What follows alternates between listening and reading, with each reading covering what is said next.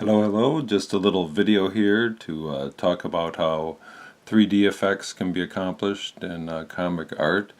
And a good example just happened to come up, so I thought I'd include it in the video, from this Trumpzilla story, which is a sort of political parody story that is, you can read the entire 16-page story when it goes up. The first 8 pages are already up at bigbbeautifultrumpcomics.com. But that's the end of the plug. Let's talk about how the art effects are done. The first thing I did with this drawing is it was in a panel, and I changed my mind on that, and I dropped out the top third or so of the border to open it up. Then after I did that, I went in and separated with a white brush here the lead character from the background all the way around, which is something I would probably do in the shot anyways, even if I wasn't looking for any particular 3D effect, which I wasn't at that time. But then after I did that, I realized that I actually realized the next day. I thought I was done with it. Took another look at it and I said, why is this frame going all the way down to the bottom here? So I redrew a black line, cut off a little sliver of it, and painted out the bottom of the frame there, you see, which puts the frame behind Trumpzilla, which adds to the 3D effect. And then I took my white brush with the Pro White opaque paint on it, and I made sure there was good separation here between the robot that it was fighting, the Love Machine robot that it's defeating here.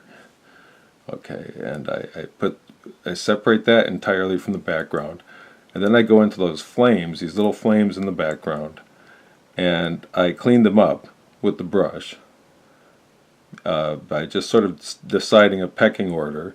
It doesn't really matter which flame is in front of which flame, but it has to be clear that there's a front and a back.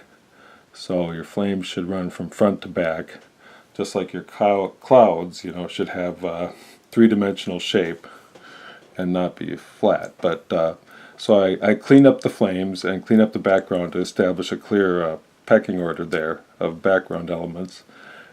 Separate him, separate the foreground character completely from everything, including the secondary character.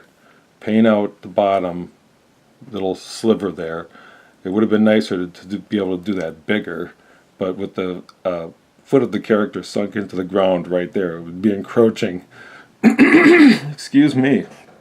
I'm sorry. A little bit congested here. It would be encroaching on the image too much to move it up further. So since it wasn't done as an afterthought, I just was able to do it a little bit. But you can see the print, and then I took the white brush and I add some motion lines. They're almost invisible here around some of these things, just to sort of show an after image effect, which adds to the illusion that it's moving. So there's like a couple little slashes through there.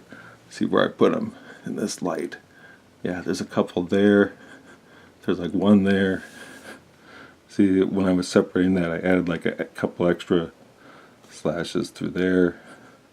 There's a couple in there, like that, and that helps add to the sort of optical illusion that there's sort of an after image. When you see things in real life, it's like there's movement, and so you can see after images in real life. So it makes, but on a subliminal level, you do. So that just makes it more real to you. Anyways, so that's I guess that's all I have to say about that. So come over to bigbbeautifultrumpcomics.com and read the story Trumpzilla. The first chapter is up now. And I'll be posting some more videos soon. I know I've been just completely slacking off for a long time because I can't go on my porch where it's nice and sunny and it's hard to get good light here in the house. But I promise I'll be posting some more videos real soon to this channel. Thank you.